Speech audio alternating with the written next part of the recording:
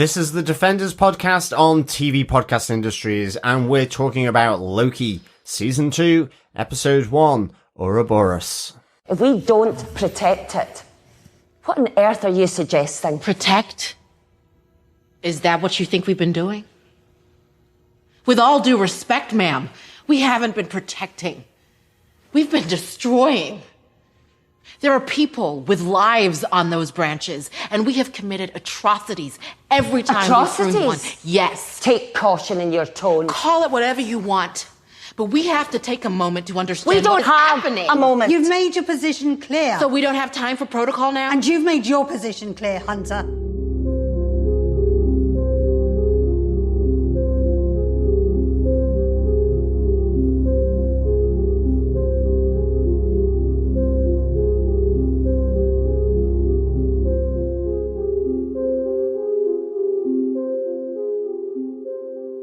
Welcome back, fellow Defenders. Yes, this is Defenders podcast on TV Podcast Industries, and we are back in the world of Loki for Season 2, Episode 1, Ouroboros. I'm one of your hosts, John.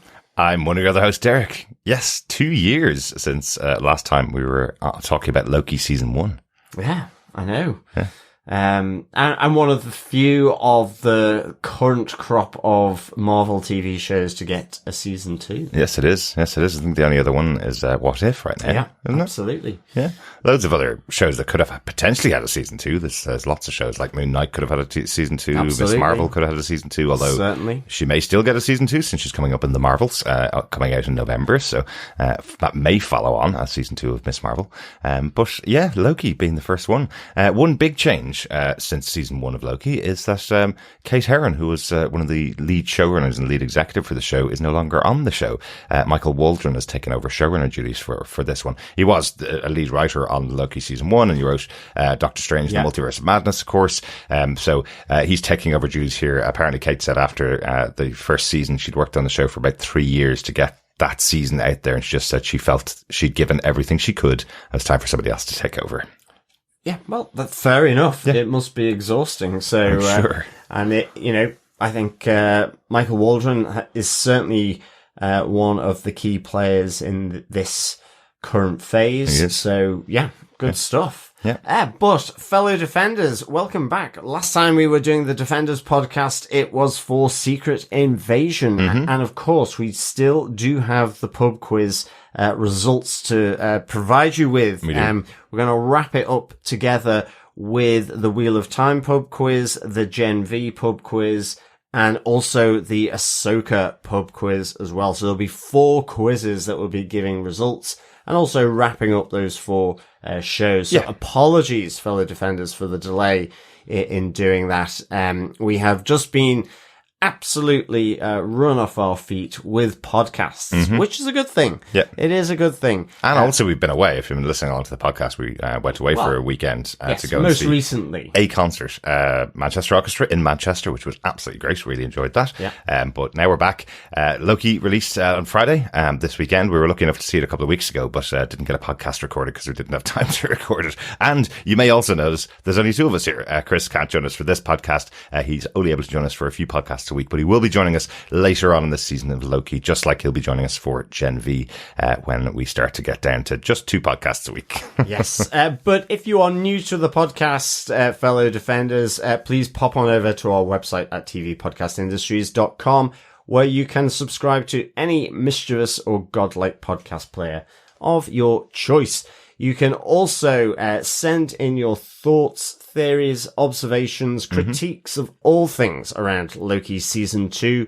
Send in your emails to feedback@tvpodcastindustries.com. And also you can head on over to our Facebook group at facebook.com/groups/TV Podcast Industries, where we will also have our spoiler posts of each and every episode of Season 2 of Loki. But I think with those announcements, we can move on into our spoiler-filled discussion of Loki, Ouroboros. That's hard to say, isn't it? It is. Yeah, I always thought of it as Ouroboros. That's what I always thought it was pronounced as well. And Ouroboros. And the first time I heard it was on Red Dwarf, so I've always heard it in a Liverpool accent as Ouroboros, which was the explanation for how Dave was left as an eternal child, for you Red Dwarf fans out there. So we're going to pronounce it the way the American show pronounces it, as Ouroboros. Right? Yes. And that is the character's name, so he's entitled, just like Data in Star Trek Next Generation, entitled to name himself, whatever pronunciation he wants to. But I might just be shortening it to OB. I think so. They did that very quickly on the show here. Yes, but once again, you've mentioned already, the head writer for this season of Loki Season 2 is Michael Waldron, who we've mentioned already. This episode was directed by Justin Benson and Aaron Moorhead, who we will know very well as they directed 2 of the 6 episodes of Moon Knight, and were quite central in the development of Moon Knight and that concept for the show. What a great show. It really was.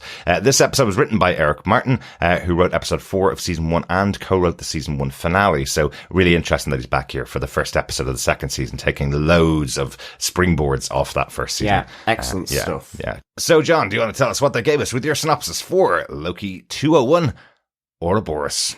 Sure. Loki discovers that he is uncontrollably warping across time in the Time Variance Authority, or TVA, headquarters. In the past, Mobius M, Mobius and Hunter B-15 don't recognize Loki, and the TVA attempt to apprehend him. In the present, Loki reunites with Mobius and warns him of the threat of the many variants of He Who Remains, the TVA's creator.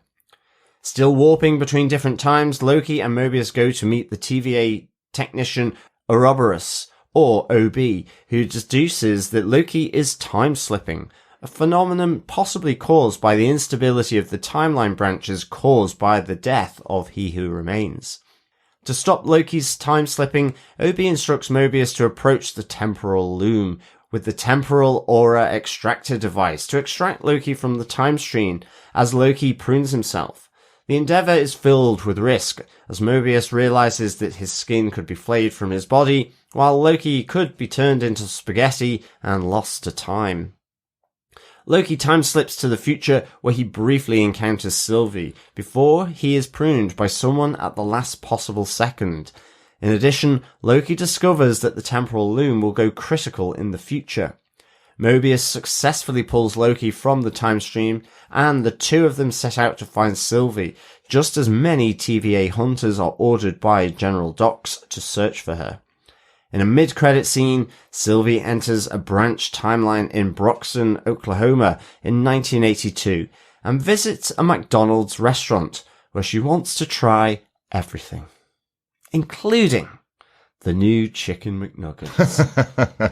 I'm sure there's lots more branded products coming from McDonald's later on in the season. I think they reeled through about 15 items from their menu in just that one scene. I know. What an advert. What a product placement. Well, Golden Arches. If you go into your McDonald's right now, they have had a promotion going on connected with the Loki TV show. So I'm sure they paid a lot of money to connect to it. I'm not sure whether this is the show that will sell Happy Meals to kids, though.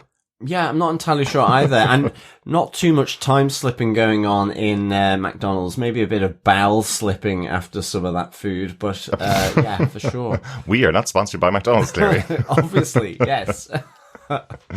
Good stuff. But enough of all that chit-chat around McDonald's menu. Mm-hmm. Let us get into our top 5 variants for season 2 of Loki. Yes, as you'll remember, if you were with us for season 1, instead of top 5 points, we talk about our top 5 variants. But there are major moments from the episode that we want to talk about overall. So let's get into variant number 1, John. Yes.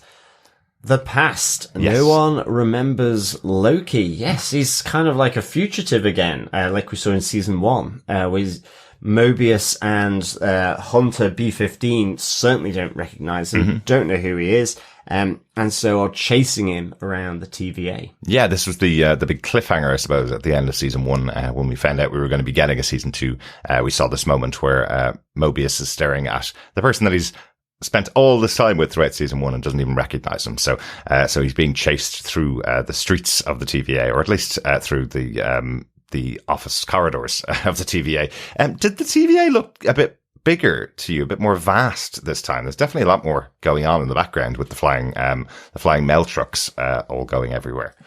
Definitely. I think this is kind of one of the interesting things about this episode is just those differences that you see as you have this time slipping from Loki. And it's also I thought it was a pretty cool effect. I did like how he sort of warped and then just disappeared. Yeah, that was very cool. It was really cool.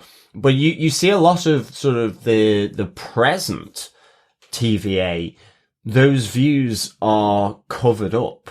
So I'm guessing back in the past, and you see He Who Remains as the main statue there. So yes, a lot of changes suggestive that in the present, that He Who Remains is trying to sort of obscure the fact that he is involved with the creation or the setting up of the TVA. So all those different visual changes as you move backwards and forwards are really, really good, I think. Yeah, really cool. I just love how Loki gets away here as well, where he's surrounded by all the members of the hunters and by Mobius, and then just jumps off the side, lands on the back of a mail truck, and then falls in through a window where one of the other TVA agents from season 1, Casey, is inside. And then we see the mail truck fall back out the window. I was certain he'd just killed the driver of that truck. But you do see it flying off in the background. So she'll be fine. She'll be fine.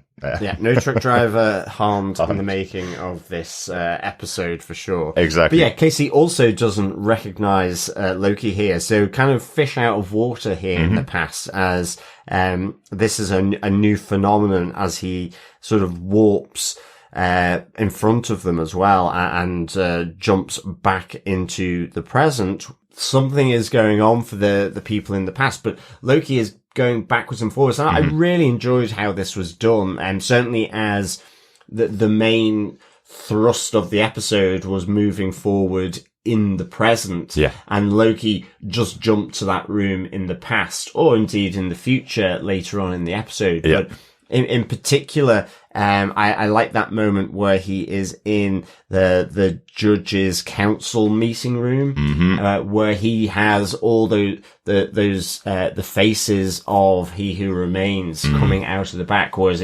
in the present you have the timekeepers, which we from season 1 we knew to just be robots. Exactly. Animatronics even. Yeah, and we know now, because we've seen other variants of this character in Ant-Man and the Wasp, Quantumania. We know now this is Kang and all the Kang variants. I think at the time we were questioning it when we were reviewing season 1.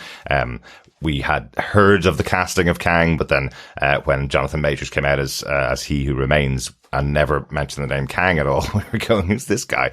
But is he connected to Kang? Is that what he's going to be named in the future? But we see here, as you say, that the mural that's on the wall has multiple different versions of Kang. I guess we can start calling him now. Yeah, definitely. But interestingly as well, in the past here, as Loki is in that council chamber, he does play a recording, which is of He Who Remains speaking about Ravonna Renslayer being the main person in his team, that what he did he couldn't have done without her. Exactly. And he's looking forward to ruling with her. So, at the moment, Renslayer is missing from the present world. So that is like an interesting hook that Loki picks up from the past to bring back to the present. Yeah, we saw her disappear at the end of season 1, and she isn't in this episode at all. But yeah, an interesting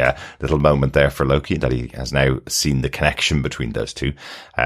Obviously, last season he saw the connection between Miss Minutes and He Who Remains, but here he's picking up on that connection between Renslayer and He Who Remains. Yeah, but we have Loki talking to Mobius, saying that Miss Minutes can't be trusted in this episode, as he, like you say, Miss Minutes was there with He Who Remains at the end of time. Exactly. So yes, these things starting to sort of, this new information starting to be given to Mobius, as ultimately Loki is bouncing between different times. Yeah. On the same timeline, though, ultimately. Well, yes, I suppose the whole thrust of the show is that there's one sacred timeline that all of the branches have been pruned off of. So it's different to what we saw in Avengers Endgame, I suppose. At this stage, everything's been pruned up to this point. So if he jumps backwards in time, he's on the same timeline as he's in the present timeline. He's not creating a new branch, I suppose, which is kind of interesting. But there is lots of stuff going on. Like, you can see it from their monitoring systems that they have in the TVA. You see all these branches that have now breached that red zone that used to get them pruned off the timeline. So there's lots of branching timelines going on. But we see here Loki's jumping between previous ones and a previous time and now, where everybody remembers him effectively. Yeah, exactly. Well, some people remember him. If he's done something specific, we'll probably talk about it a bit later on when we get to meet Ouroboros. Yes. Shall we move on to Variant 2 as we flip-flop between the past, the present, and the future? But this time, Variant 2, the present. I suppose the big thing that's happening in the present here is that that Mobius and B-15 are watching all these brand new timelines that are coming in, and they have now got the realization that they were stolen from a timeline and brought to the TVA. So they had their own lives, they had their own things going on, and they're having that great discussion between the two of them, going, how do we tell everybody this? You know, your entire life was stolen away. Everybody that you know is probably dead because we pruned that timeline. And the things you thought were your gods, well, they were just robots. Yeah, and this kind of all plays out in the new Judges Council meeting, in the War Room, as they call it, because of all this branching beyond the red thresholds of the sacred timeline, where we have General Dox and Judge Gamble that want to see Mobius and B-15 to explain, because you see that the branches are no longer being pruned based on the orders of Hunter B-15, because, as she explains, you know, we're all variants. We all had a life on the timeline. Exactly. That was being taken away from us. That effectively, we haven't been protecting the sacred timeline. We have just been destroying people's lives in other times. And she's even calling it atrocities. Exactly. She's calling it atrocities. She's calling it like genocide for everybody that lives in that timeline. They're all pruned and all gone, and their existence is taken away from them. Yeah, I really like this discussion. And I mean, you have that coming back with Hunter X05 here, who calls Mobius and B-15 to the War Room, where Hunter talks about the jet skis, the big thing about Mobius, who just kind of remembers this from some time, and it being probably his previous life where he enjoyed water sports and jet skis. You know? Exactly. A good skidoo. Yes. Like, again, I like that that's being incorporated into season 2. You know, that was kind of a bit of a joke, and it was a bit of a red herring for people who are watching season 1, that he had this book of water skis, and everybody's trying to piece it together. And potentially we might see by the end of this season what is the connection between Mobius and the water skis. But this discussion is really interesting as they're talking in the new Judges Council, trying to fight with them and trying to tell them what's actually happened at the end of time with He Who Remains, trying to tell them, you know, we have to stop what we were doing in the past. We were just doing his bidding, and his bidding was to keep one sacred timeline, which is the one that establishes him as the person ruling over everything, effectively. Absolutely. And that's great, with Loki sort of warping back from the past into the War Room and showing everyone in the War Room that behind the mural of the timekeepers, who are effectively fake, you have the busts of Kang looking in all directions. Cool. And you have Loki saying, you know, it is He Who Remains created this place, the TVA, and has been hiding that fact and stealing people from the timeline for the TVA. So to the point of Mobius's jet ski past life, or, you know, wherever Hunter B-15 was. And I love this kind of realization, you know, that the pruning was to prevent other variants of He Who Remains, so that's, as you say, that sacred timeline of the He Who Remains who does rule over everything. I just thought that was really, cool, actually. Yeah. And I hope we can start calling him something else, in the future, because I'm just going to call him Kang, it's such a mouthful calling him He Who Remains, isn't it? Over and over again. We'll just call him HWR or something like or that. Kang. Yeah, I won't remember that. Let's just call him Kang. Let's just call him Kang. Good stuff. Oh, and we should really call out here, Liz Carr back again for almost 3 shows in a row, John.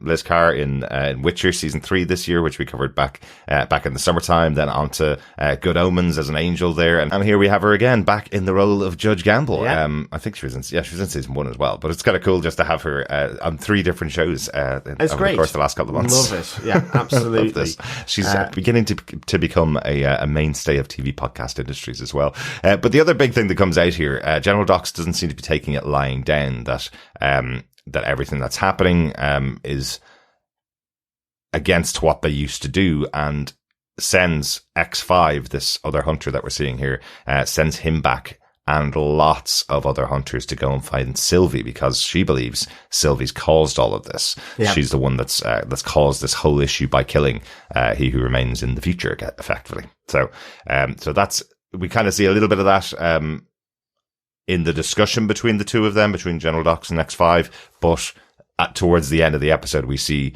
B-15 looking on as there's hundreds, it seems, of hunters going through the time windows back. Well, and ultimately, General Docs and Judge Gamble don't see eye to eye here, in that Judge Gamble does hold up Hunter B-15's ruling of not pruning the variants on the other branches. And so she upholds that, whilst General Docs, in a sense, is wanting to get back to the sacred timeline in another way by getting and pruning Sylvie as the source of all the chaos that's happening after she killed He Who Remains at the end of season 1. Exactly. Yeah. That's most of what's going on in the present. Let's just quickly talk about the future. We will, of course, talk about Obi as our major variant in Variant 4, but just quickly to talk about what's happening in the future as Loki arrives there and sees what's going on around him, because I thought it was quite interesting when you look at that board that Mobius and B-15 were looking at in the present. That board had all the timelines bursting off of it. As Loki arrives, you see that board again, and on it, everything's merging back into one central timeline. Everything's coming back to this, potentially this sacred timeline again, like He Who Remains wanted in the first place. We don't know how far in the future this is at all, but yes, but we do know that everybody's being evacuated from the TVA. We hear the announcements over the tannoy, possibly from Miss Minutes, telling people to go and get their evacuation shuttle out of this place because it's about to go down. Yeah, so this temporal loom, which seems to be the power engine of where time is created, and the energy for that, it says on this temporal loom has gone critical. And so, you can see the TVA things falling apart. And this is all suggested even at the present, with the power surges and the flickering of lights. OB does say how this has something to do with the temporal loom and what they need to do now. But absolutely, by the time of the future, the TVA seems to be sort of falling apart.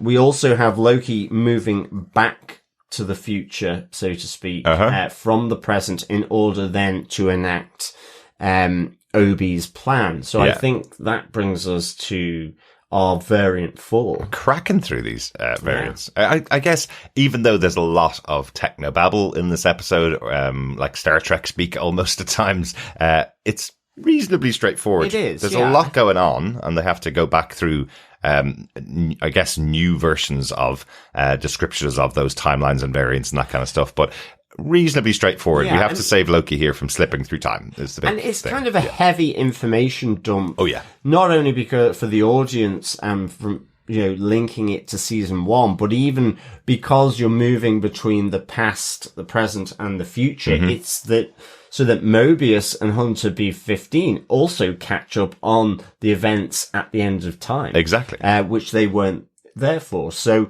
I think, yes, on to variant 4. Obi has a plan to stop Loki time slipping. Yes. Which is kind of, the main kind of aspect here in the present, is the plan. And again, this warping, this slipping between different times, I loved how that played into Mobius and Loki going down to the basement of the TVA to see Ouroboros, and him not having any memory of Loki, and then this temporal aura extractor, but then Loki warping back to the past, having the conversation to inform the future. So I loved this whole sequence. I thought it was really good. I mean, I actually thought the jumping here between past and present was really good. I thought the sequences were really good, played out well, linked the realization of Loki, or the realization of Obi in this case,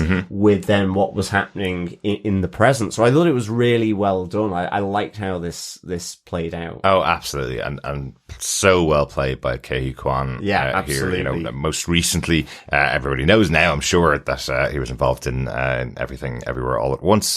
Fantastic time travel movie. Really, really loved it. Yeah. Indiana Jones, Temple of Doom. Of course, and the Goonies when he was a kid. And the Goonies. Loved. Yeah, absolutely. So pleased that he's back. And I loved him here. Sort of having been down in this basement, seemingly taking the cash from the tills, or the instructions, whatever he was taking out of the tubes in order to process them and send them back. And I kind of just really enjoyed this, and how he remembered Mobius, but Mobius didn't remember him, and just, that awkward moment which everyone's kind of had at some point, where it's like, I don't remember your name. Yeah. But I've seen you once. You're my best friend. I've seen you once.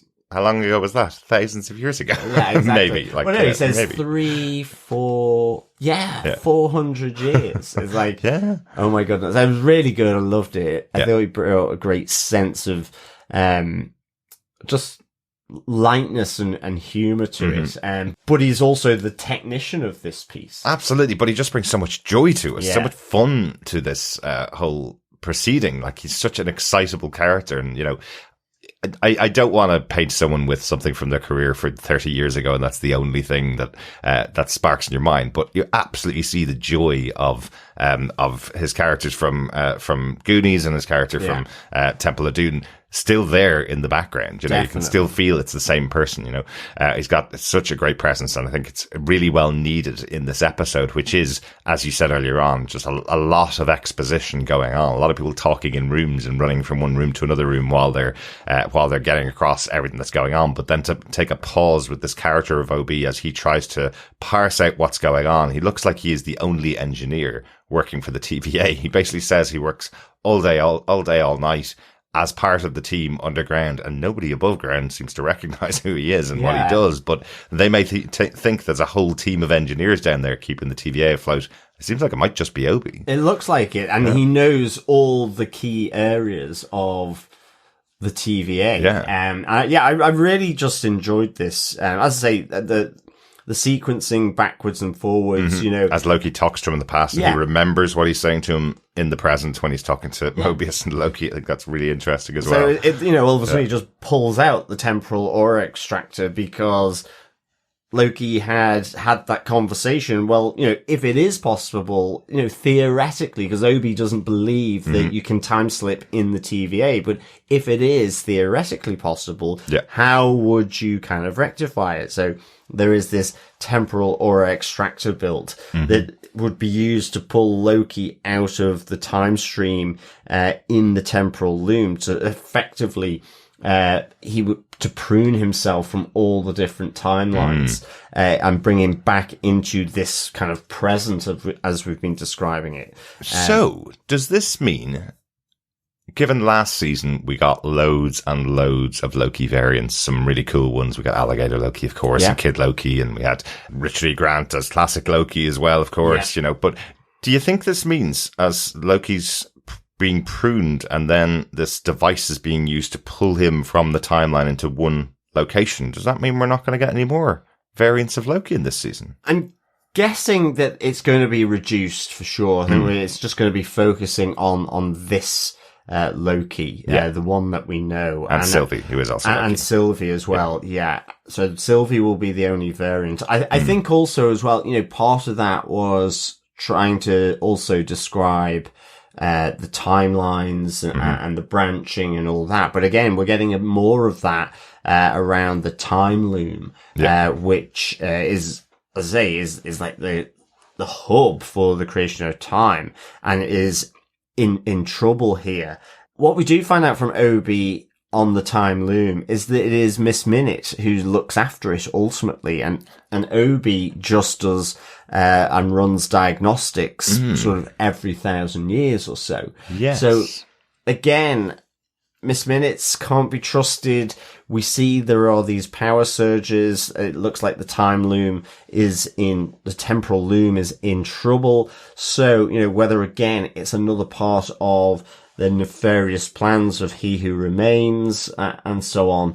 Who knows? But I kind of like how this is setting up, this temporal loom is this hub here, and this is what is making Loki time slip and the issues that we see throughout the present TVA. Okay, it's just flickering of lights at the moment, but we see in the future it's much worse. Yeah.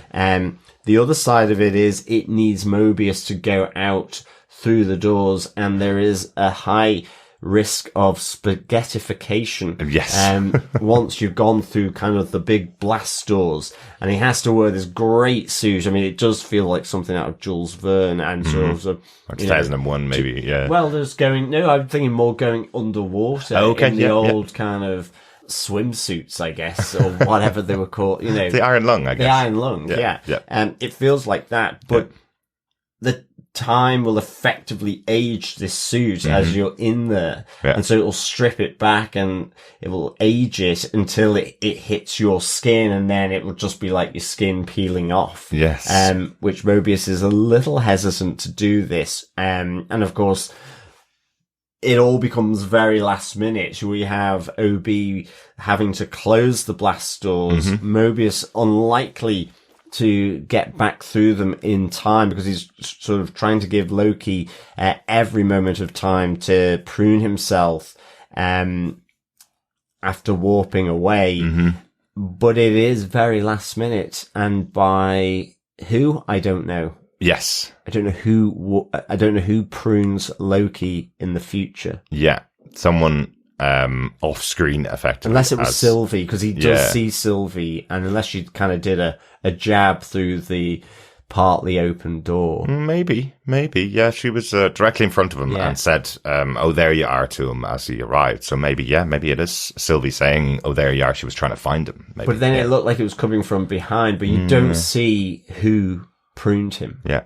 And who was ringing the phone? And why were they ringing the phone? Yeah. So, yeah. Yeah. A few bits of unexplained stuff there. I suppose it's a setup for a season, so you're not supposed to have everything explained to you immediately. But yeah, as Loki arrives back, saving Mobius, knocking him back through the door. Just in the nick of time. Just in the nick of time. He says to him, they need to find Sylvie, right? So now we have everybody focusing on Sylvie. We have General Doxon and X5 and their team, effectively. And now we have Mobius and Loki going after as well. So that's quite an interesting place to end. And I did love those scenes with Obi. I thought he was great at explaining all of the little intricacies of it. But what I also loved was when Mobius realizes that the glass is cracked on the only thing keeping him possibly alive, and of course the handy tape comes out. Yeah, the bit of gaffer tape. The gaffer tape comes out to save his life. Yes, exactly. Good. Really liked it.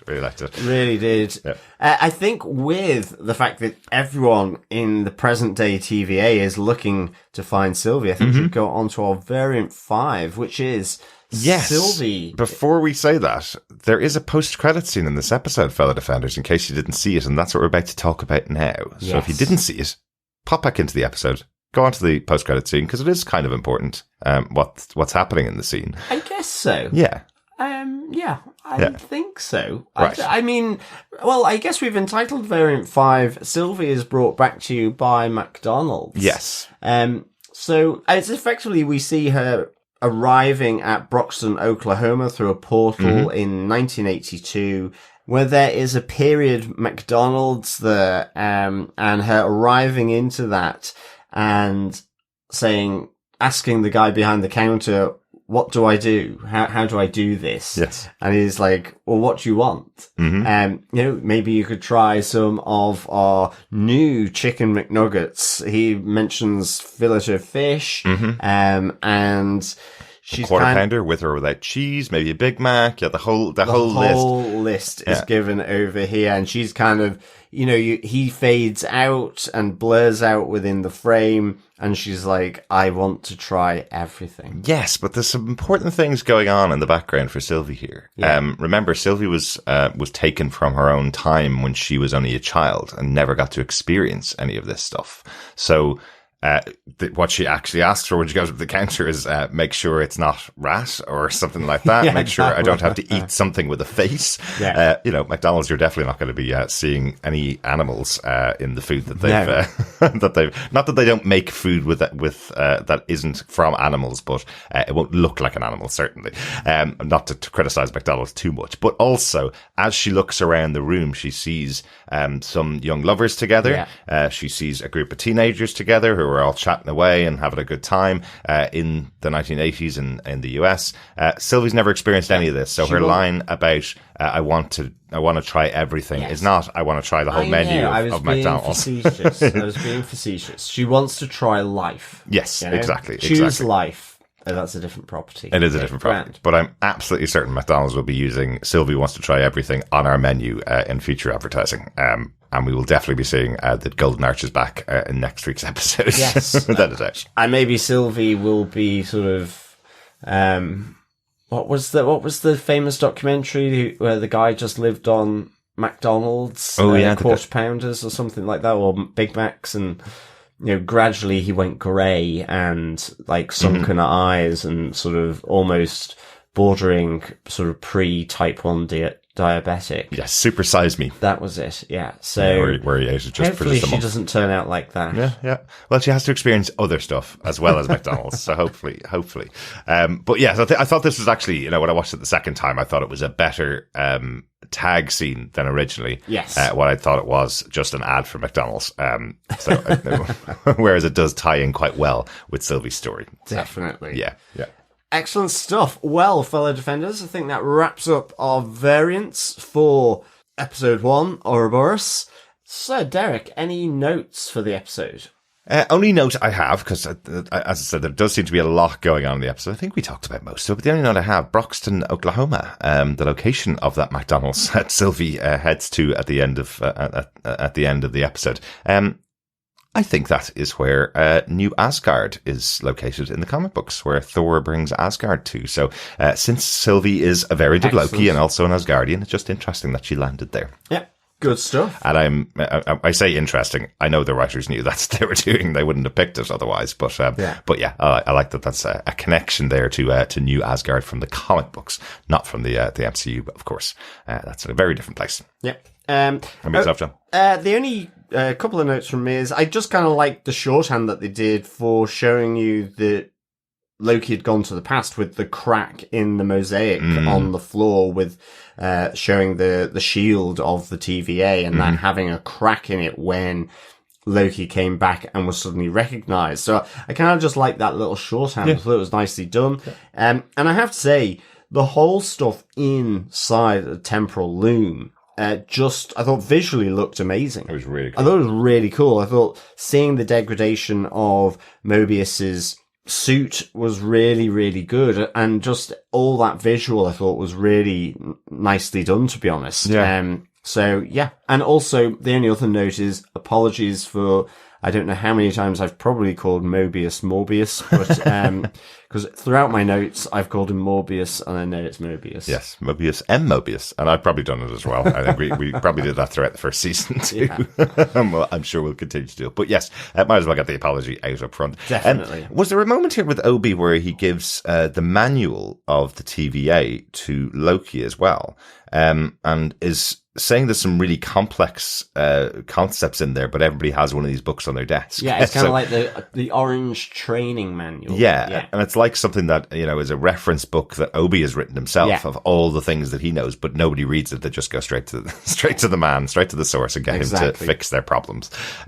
But nobody goes down and actually talks to him. No. So, of course, poor engineers and IT departments based in basements. Yeah, absolutely.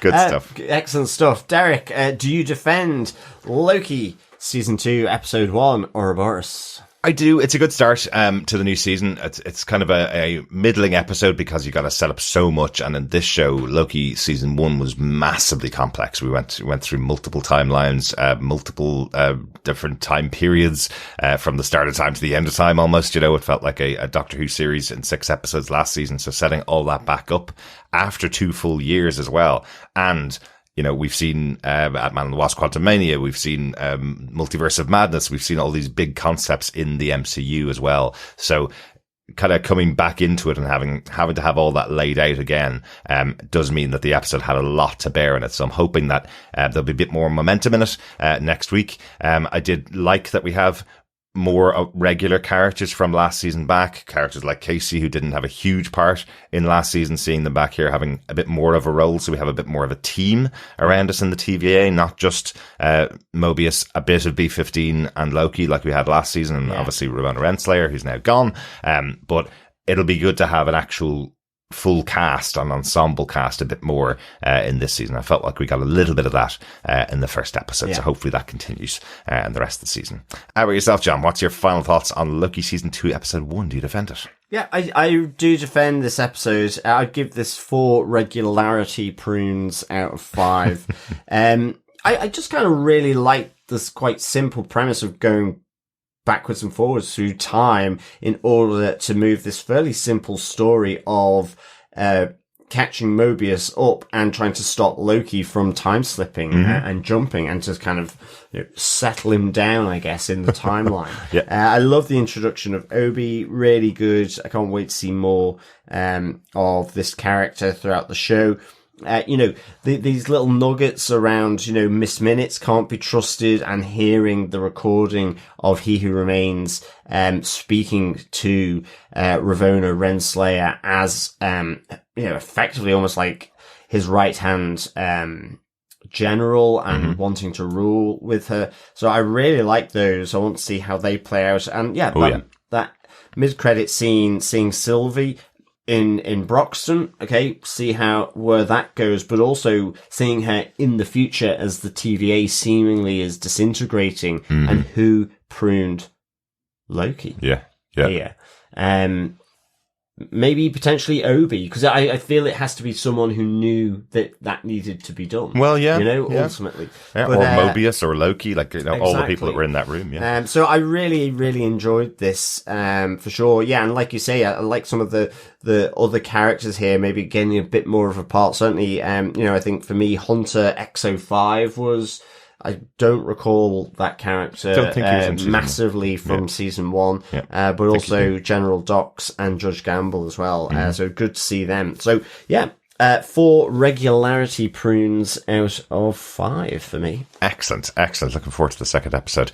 Before we get on to there, though, let's go on and find out some feedback from our fellow defenders. First up, we got an email in from Victor Timely Von Doom. Well done. Another change of name for this season, Victor. Good stuff. He says, "Greetings, fellow variants. Yes, Loki is back and better than ever. The action and effects were really on par. Loki's constant time slipping almost made me nauseous. X5 and General Dox smell like trouble. Wasn't Kate Dickie the crazy queen from Game of Thrones? She certainly was. How did she know about the end of time? Interesting. I hope there's a moon door nearby. Also, there is no grey area with Obi. The news is either good or very bad. Looks like Sylvie has some variants as well. She seemed like a child visiting McDonald's for the first time. I'd like to know the numbers involved in their deal with Marvel. Looking forward to podcast feedback and episode 2, Excelsior, Victor Timely Von Doom. Excellent stuff, Victor. Yes, Kate Dickie is certainly the crazy Moondor lady from Game of Thrones. Yes. And I totally agree. I think the effects and action really stunning in this episode.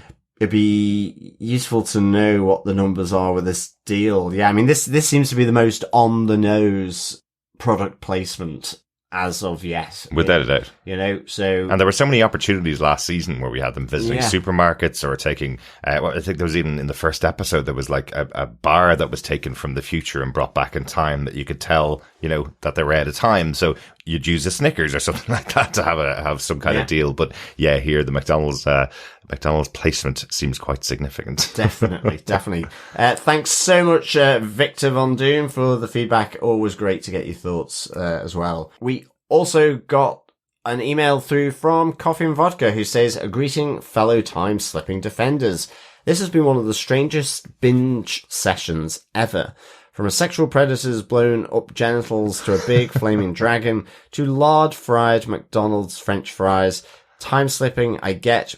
But Obi saying that the timelines were created in the TVA made my former understanding of variant timelines being natural events manifesting after one's apparent behaviour uncertain. Also, how would going after Sylvie after she's already killed He Who Remains fix anything?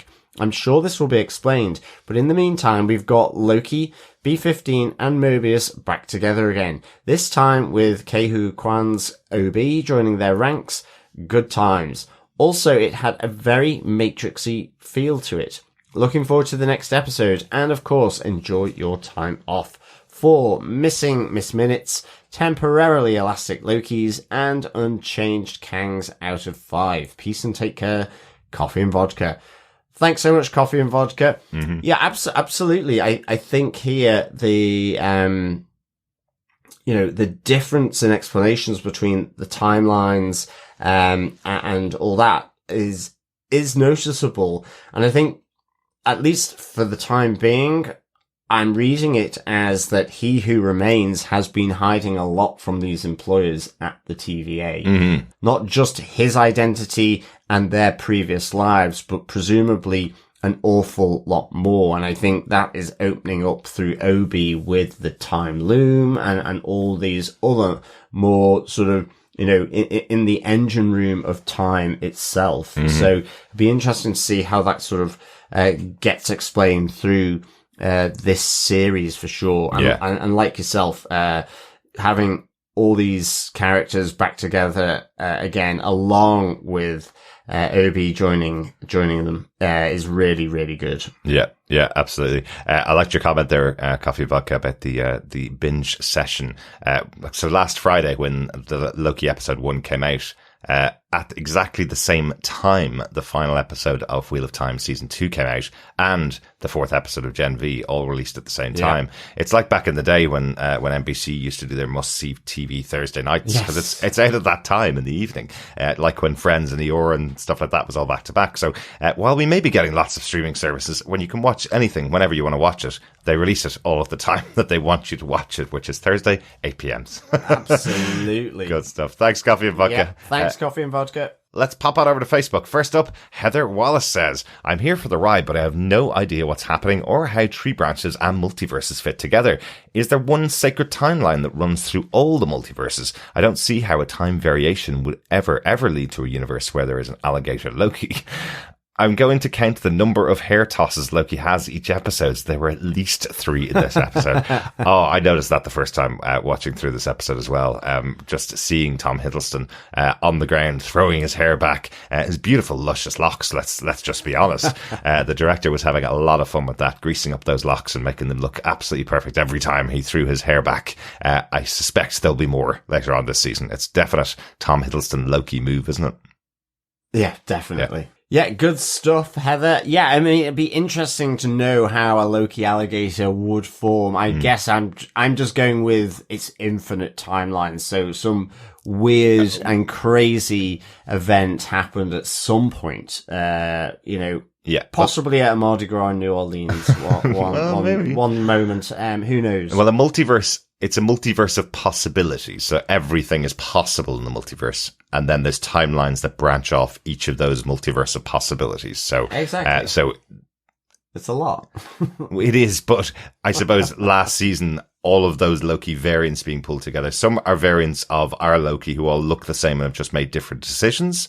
Other are multiversal variants of Loki that look really different. So a Loki that was a giraffe or a Loki that was a tree or something like that. So what we saw last season was loads of multiversal variants coming together, and loads of different timeline branches that those were snipped off from in different multiverses. There we go. Exactly. So it's an infinity lasagna with spaghetti running through it. There you go. Something like that. Yeah. Something like that. Really complex. I hope they're able to explain it as we go along throughout the season. But great stuff. Thanks, Heather. Glad you're along for the ride. Yeah, thanks, Heather. Also on Facebook, Chris Harrelson says, this was an excellent season premiere. The stakes seem to be large, and I'm glad the Mobius doesn't know Loki bit was quickly rectified. Their relationship was one of my favourite aspects of season 1, so it's nice to see them partnering up again right from the start. Absolutely, Chris. I think they're really good together, these two characters. It's just the kind of chalk and cheese aspect of their characters, exactly. Yeah. Certainly one just being a regular human and the other a god. But I mean, it's more than that. Yeah, it's like the company man and the man of mischief. Exactly, yeah. Good stuff. Thanks, Chris. Yeah, thanks, Chris. And also on Facebook, Joe Herber says, good to see our characters back. Not sure what's going on yet, but that's kind of the point of the show. At first, I kept picturing Rutherford of Lower Decks when Eugene Cordero Casey talked. Speaking of Trek, the technobabble and spacesuits for rescuing Loki was more like an episode of that, so it felt a little out of place. Tom Hiddleston is great as always.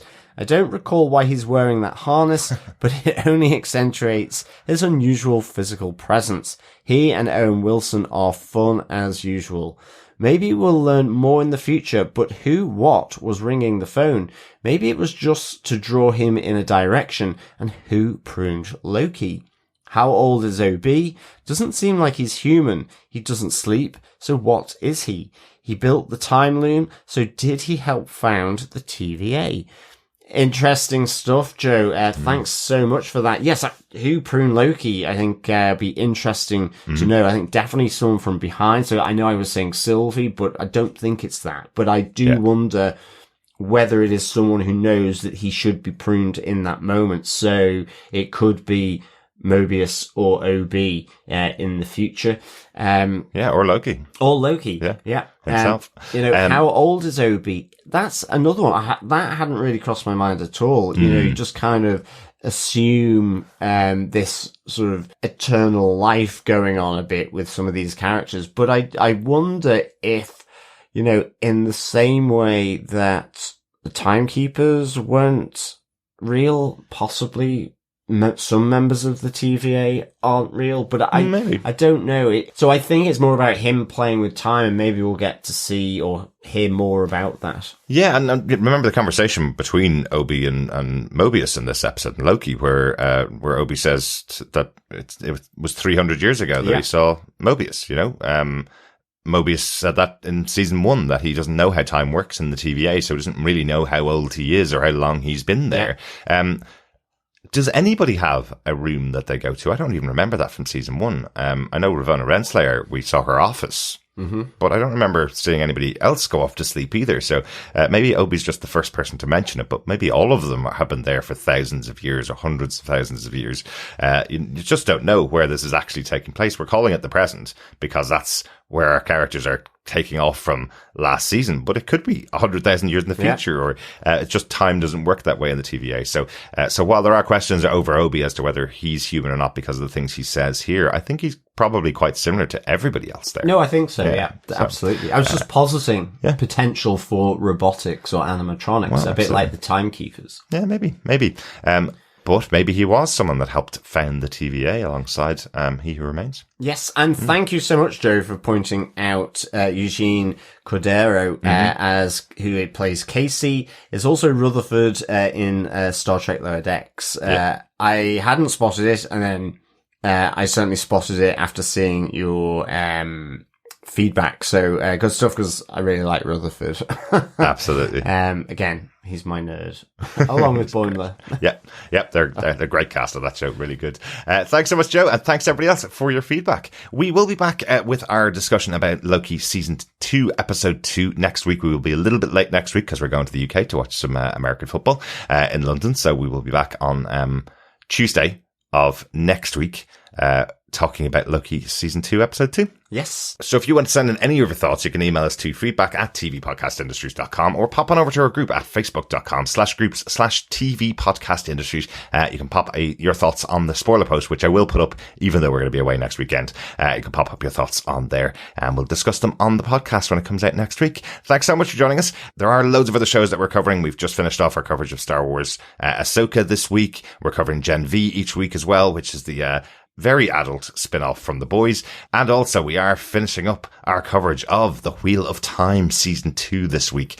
Also had to delay that one because we went away. But lots and lots of stuff going on. Please make sure you stay subscribed to the podcast over at tvpodcastindustries.com. Otherwise, I'll see you next week. Yes, and of course, remember, fellow Defenders, share the podcast, because sharing the podcast is sharing the love. Yes, it is. Thank you so much, fellow Defenders, for joining us. As always, it is a pleasure speaking with you, all things Loki. Cannot wait to come back to you on episode 2 of this second season of Loki. But in the meantime, as always, keep watching, keep listening, and keep defending. Bye.